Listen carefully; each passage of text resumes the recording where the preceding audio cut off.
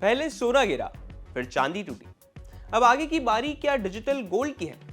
नया सोना कहे जाने वाला बिटकॉइन आधे से ज्यादा टूट चुका है और अब कुछ एक्सपर्ट्स कह रहे हैं कि गिरावट कहीं स्थायी ना बन जाए।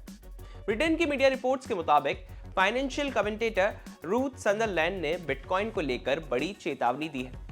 उनका कहना है कि बिटकॉइन में हाल की गिरावट से मैं जरा भी हैरान नहीं हूं, ये एक स्कैम है। अगर एक दिन बिटकॉइन 0 पर पहुंच जाए तो हैरान मत होना। इसके पीछे वो दलील भी दे रही हैं। उनका कहना है कि बिटकॉइन के पीछे कोई आंतरिक मूल्य नहीं है। वो कहती हैं, जब आप शेयर खरीदते हैं तो आप किसी असली कंपनी में हिस्सा खरीदते हैं। जब आप बॉन्ड खरीदते हैं तो आपको ब्याज के साथ पैसा लौटाने का वादा मिलता है। लेकिन बिटकॉइन ना कोई कंपनी, ना कोई एसेट, ना कोई गारंटी, सिर्फ एक चीज, वो भरोसा। और अगर वो भरोसा टूट गया तो कीमत भी टूट सकती है। अब आंकड़ों पर नजर डालते हैं। बिटकॉइन ने पिछले साल अक्टूबर में करीब $1,26,000 का हाई बनाया था और अब ये लगभग $60,000 के स्तर पर ट्रेड कर रहा है, यानी पीक से आधी से ज्यादा वैल्यू साफ हो चुकी है। क्रिप्टो मार्केट में ऐसी गिरावट नई नहीं है, लेकिन इस बार चिंता इसलिए बड़ी है क्योंकि वैश्विक बाजारों में भी अस्थिरता बनी हुई है। अब थोड़ी बात कर लेते हैं बिटकॉइन के इतिहास की।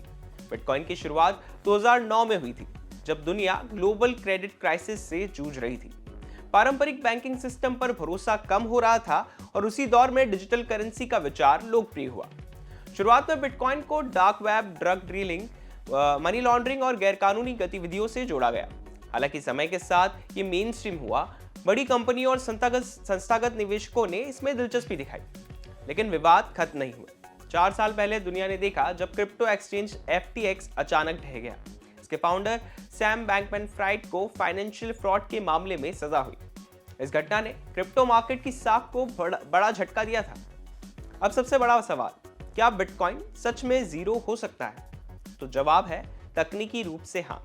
अगर मांग पूरी तरह से खत्म हो जाए तो किसी भी एसेट की वैल्यू 0 हो सकती है। लेकिन दूसरी तरफ बिटकॉइन के समर्थक इसे डिजिटल गोल्ड कहते हैं।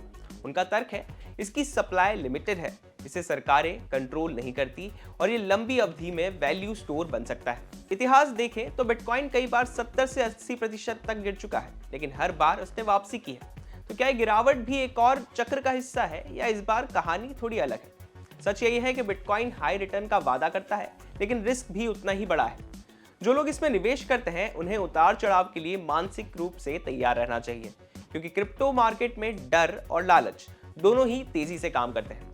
आप क्या सोचते हैं, क्या बिटकॉइन फिर से रिकॉर्ड हाई बनाएगा या इस बार वाकई डीप फ्रीज में लंबा जा सकता है? कमेंट में अपनी राय हमें जरूर बताएं और बिजनेस से जुड़ी बाकी तमाम खबरों के लिए आप देखते रहें बिस्टाक।